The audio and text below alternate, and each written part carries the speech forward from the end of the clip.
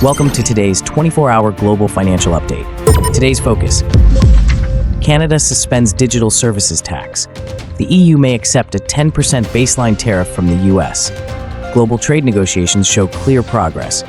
US stocks hit new highs again. Canada has suspended the digital services tax in response to pressure from Trump. Both sides will continue to push trade negotiations, striving to reach an agreement before July 21st. Meanwhile, the EU is likely to accept a 10% baseline tariff from the US, but hopes the US will offer lower tariffs for key industries such as pharmaceuticals, alcohol, and semiconductors. Trump again pressured Federal Reserve Chair Powell, demanding a significant rate cut. Goldman Sachs expects the Fed could cut rates as soon as September, and future Fed chairs may be more dovish. Morgan Stanley is optimistic about the U.S. stock market's continued strength in the second half of the year, expecting ongoing rate cuts by the Fed and upward revisions to corporate earnings led by large companies.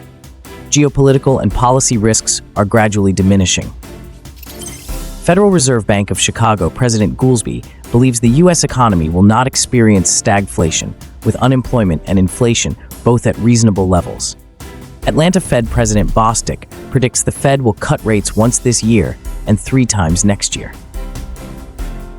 Now to the market movements. All major U.S. indices closed higher, with the S&P 500 and NASDAQ reaching record highs again. The Dow Jones rose 0.63%. The U.S. dollar index continued to hit new lows, while the euro rose for 8 consecutive days. Gold rebounded to $3,300, oil remained stable, and Bitcoin fell below $108,000. Key events to watch today. Inflation pressures have eased, increasing expectations for a Fed rate cut in September, and the 10-year U.S. Treasury yield hit a new low. Thank you for watching today's market news. If our information is helpful to you, please hit the like button and follow for daily global market insights. We'll see you next time.